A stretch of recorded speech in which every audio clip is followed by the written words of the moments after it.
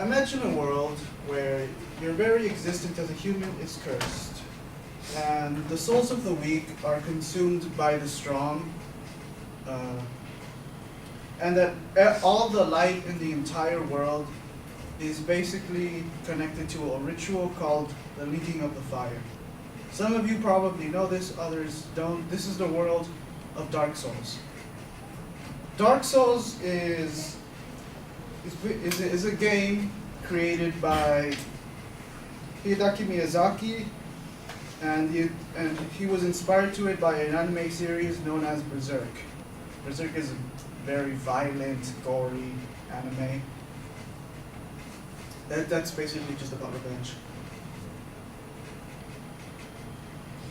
And Dark Souls was started in 2007, I believe, the first one.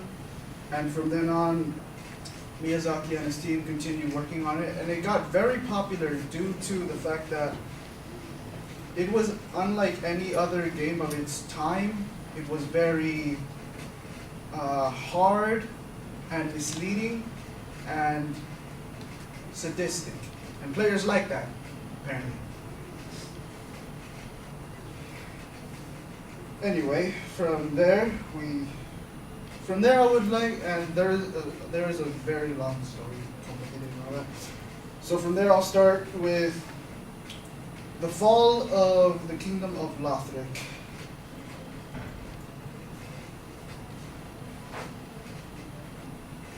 Now, before I get into this, I need to give a little backstory about it and the powers. Well, not backstory, more like the powers.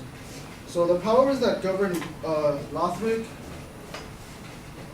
are known as the three pillars of the king's rule, which consist of the priest, the high priestess, the knights, and the scholars.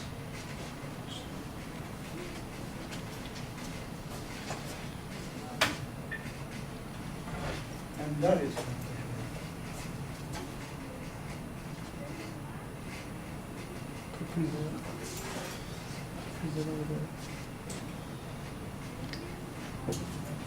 and these are the rings associated with the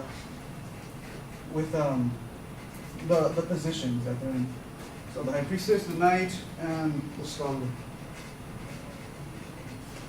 The high priestess, their job was to basically groom the royal family, mainly the princes of the royal family, into linking the first flame.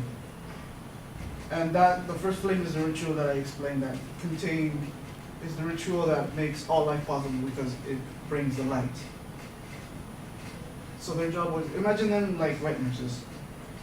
The knights is obvious. They are in charge of protecting the kingdom from outside invaders and also to safeguard the royal family. And lastly, we have the scholars. The scholars are the masters of the Grand Archive. The Grand Archive, imagine it to be a giant library with all the information in there. And the scholars are actually very important players in the fall of Lothric, which I will explain later. And it is also the scholars who instigated the battle for Lothric. This battle is most commonly referred to as the Lothric War.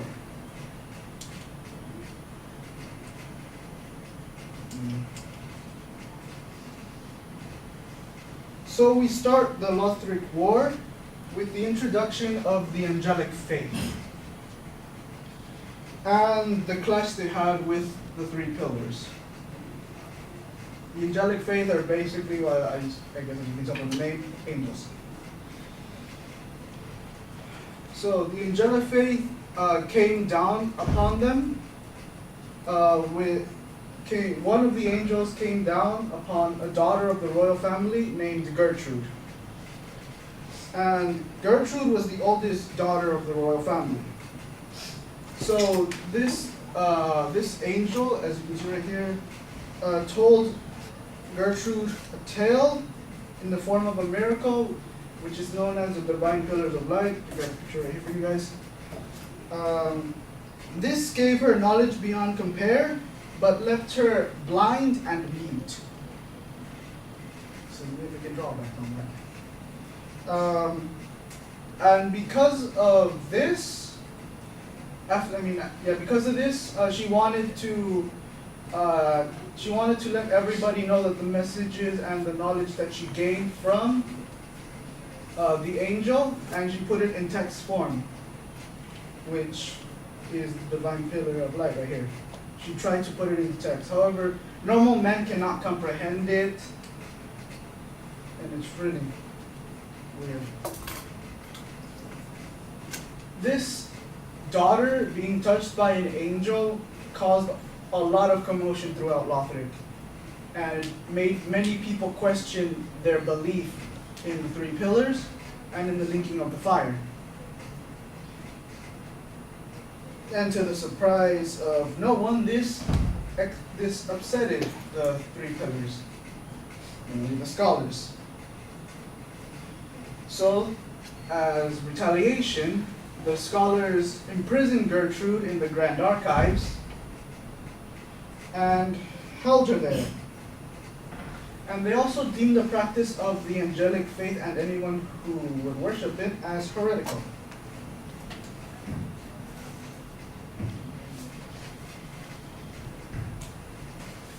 This upset the angels significantly, and then they retaliated with sending their winged knights to fight and get Gertrude back.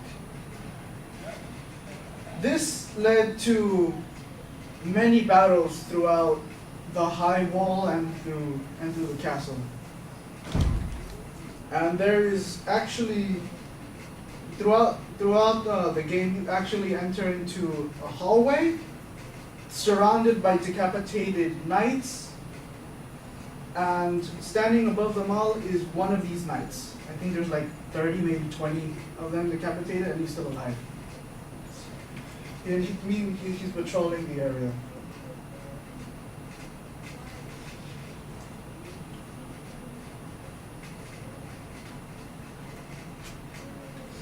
So, up to this point, I've been mainly talking about the three pillars and the commotion that they did.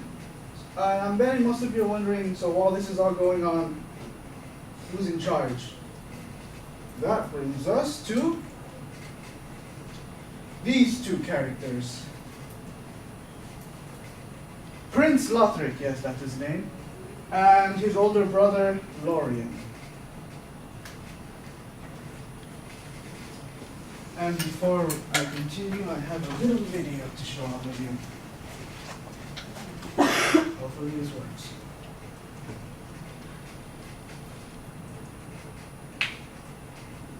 Okay.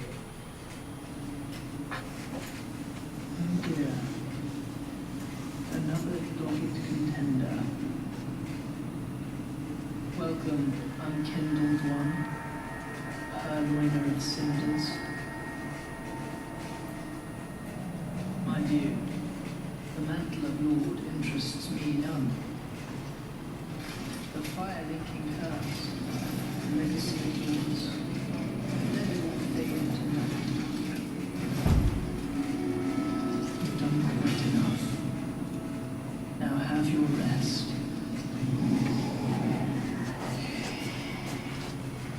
Yours.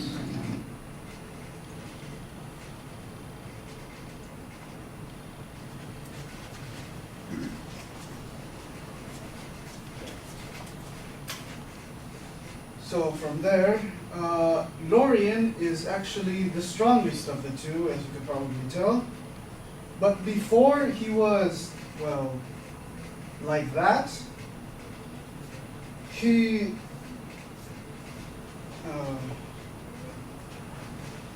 got inflicted with a curse. which is why you could see him crawling towards you. The curse made him both mute and crippled.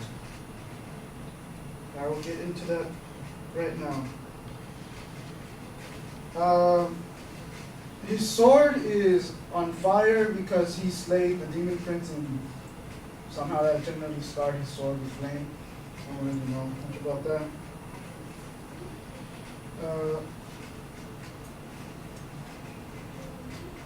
Next to him was his younger brother, Lothric, which was in comparison very skinny looking and ill-induced. Lothric was born into illness, a frail and triple child, but nonetheless, everybody loved him and respected him, and Lorien was very protective of him.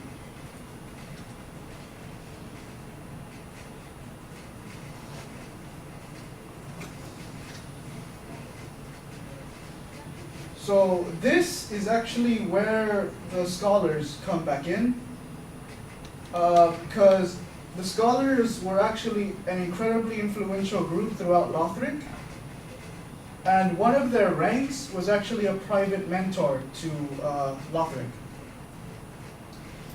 However, this private mentor instigated ideas into the young prince's mind, and basically told him, do not link the fire. Let this world die. And throughout the entire time they were together, the mentor convinced him, and so Lothric refused to do what he was meant to do from the beginning. This was met with ire from the scholars, and then they also imprisoned him in the Grand Archives. This led to experimentation using... Okay, David, I'm going to have to cut you off. It's been more than 12 minutes, and I don't have any idea how far into your story you are, so I'm going to stop you now. All right, thank you. Fine.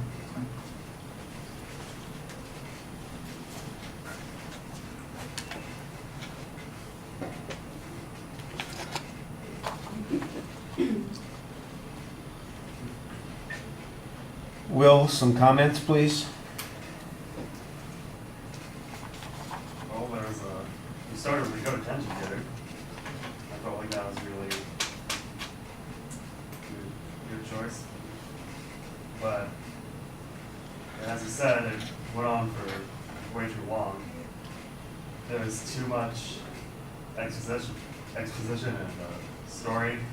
I felt like a lot of stuff was really unnecessary to get into. And I didn't really know what your thesis statement was. Also, when you said things like, hopefully this works, or I think this is what happened, it doesn't really inspire confidence in your research.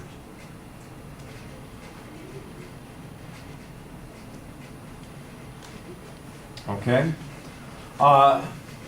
I thought that the start of the speech was pretty solid. You had a nice visualization to get our attention. It was a little dynamic.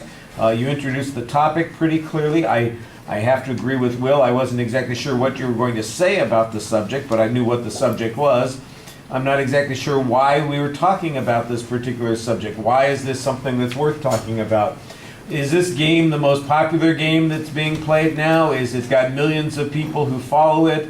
Is it a continuously evolving game? Is it generated millions of dollars of income for somebody? Is it the most interesting game that you ever... I don't know why we're talking about it. I just know that I'm talking... There are literally thousands of things like this. Games, books, graphic novels, television shows that do all these kinds of things. You got to tell me why you're talking about this one. Why is this something that's worth listening to? Why should we care about this or pay attention to your story? And you need to lay out the story for us a little bit more directly and clearly. The reason I cut you off, because if I thought you were close to the end, I'd have given you another minute or two. I have no idea where you are because you didn't tell us where you were going at the beginning of the speech. There's not really a preview. I think I'm going to hear about, I thought I was going to be hearing about those three main sets of characters, the priestess, the knights, and the scholars. I'm going, okay, so that's the organization that we're going to be looking at. But you describe that, and then you keep going, and there's more and more and more that's going on here. And I don't know where you're headed. I don't know what the point is. I don't have any idea. If this is a game, how do you play the game? What role do I have if I was to pick this game up? Do I get to choose whether I'm a scholar or a priestess? Do I get to choose whether I'm one of these two kings or princes, I guess that you would say at the end? I don't know how it works. I don't play these games, so I'm assuming that you can make those sorts of choices. You want to tell us how to play the game? Tell us that. You want to tell us what the lore is behind the story? You got to get to the point of that a little bit more, and say, I'm going to tell you about the four main characters in this story. And that's the purpose I'm going to do, is just to introduce those characters in the story here. Those characters are the two princes, the priestess, the knights, and the scholars. And that's where we're going to go there. Although you have a fifth character because you got the angelic knights and that sort of thing. I don't know. There's got to be a lot more structure to it. As it is, you're just wandering through the story. Delivery-wise, you basically give 80% of your speech to the screen. You are talking to the screen. You're not talking to the audience. I don't think that Jacob and Timothy saw your face once, maybe once, because just generally you just turn your back on that part of the room and you're looking sideways, and most of the time you start looking at what you've got up on the screen, and that's a little bit of a problem. You're not engaging the audience. You've got a subject. I think, like I said, I thought the start of the speech was pretty solid. I like the idea that you tell us a little bit of history of the game and who the creator was and what's a little bit different about it. It's based on this other game or this other anime that existed before. I'm going, okay, this is pretty good. You've got a good setup here, and then it just kind of falls apart because you just start wandering around on the game. And I don't know where you were headed and why how we're supposed to be getting there. The visuals are fine, except that you don't have it in a presentation mode. You've got it in the work mode, and we shouldn't be looking at all of the slides lined up there on the left-hand side of the screen. We should be able to just see one slide at a time, and you should be going through those slides. If you need a prompt to remind you about what the next thing is that you're going to talk about, a slide can do that, but then just talk to us. Don't talk to the slide. And that's the thing that I think is problematic. This is killing us. I mean, it just takes us completely out of the presentation, even though it's a subject that at the start seemed like it was kind of intriguing. And I was really up for listening to it. But by the time we get to the end, I'm just going, I feel like I'm lost in this kingdom. And I don't know what my part is that I'm supposed to be playing, and I don't know how to get out. And that, you got to tell us that stuff. So you got to have a sharper plan. You got to get to the point a little bit more clearly. I heard a little bit of background information in the introduction. You should give us a source citation on that. I understand when you're describing the game that there's probably not going to be a huge amount of citation on that, but I would guess that there are probably plenty of websites that give you some information there as well. Okay, thank you. I'm going to stop there.